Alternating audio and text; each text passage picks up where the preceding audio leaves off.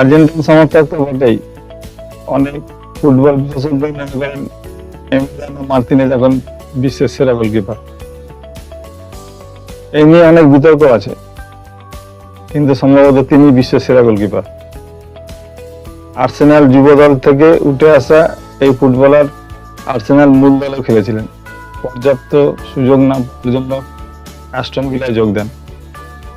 সেখান থেকে তার জাতীয় দলের দরজা খুলে যায়। এখনো পর্যন্ত আর্জেন্টিনার হয়ে 36টা ম্যাচ খেলেছেন। 36টা ম্যাচের মধ্যে 4টে মেজর ট্রফিও জিতেছেন, 2টো কোপা আমেরিকা কাপ, একটা ফাইনাল এসিমিয়া আর একটা বিশ্বকাপ। অনেকেই মনে করেন এমিলিয়ানো মার্তিনের জন্যই আর্জেন্টিনা ফুটবল বিশ্বকাপ জিতেছে।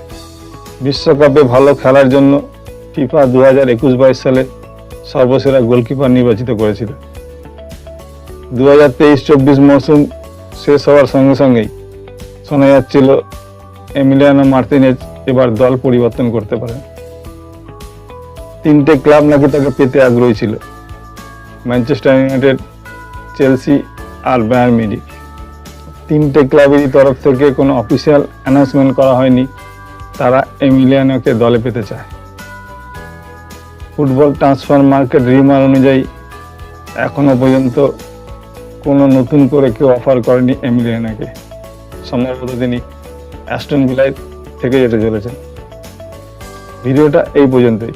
ভালো লাগলে লাইক, শেয়ার, কমেন্ট করতে ভুলবেন না।